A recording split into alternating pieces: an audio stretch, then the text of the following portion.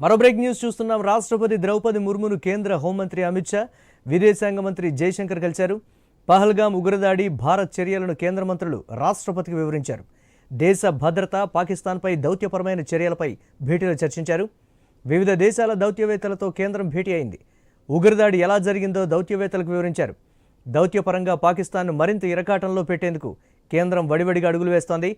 సమావేశానికి Germany, Japan, Britain, Russia, Poland తదితర దేశాల దౌత్యవేత్తలు హాజరయ్యారు.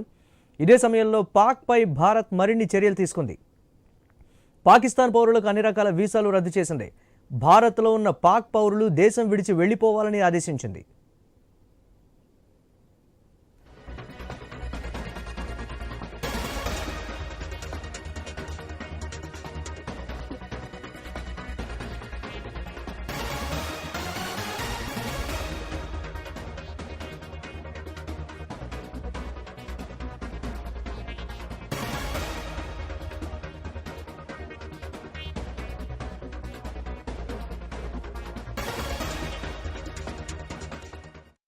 బిగ్ బ్రేకింగ్ న్యూస్ చూస్తున్నాం. రాష్ట్రపతి ద్రౌపది ముర్మును కేంద్ర హోంమంత్రి అమిత్ షా, విదేశాంగ మంత్రి జయశంకర్ కలిశారు.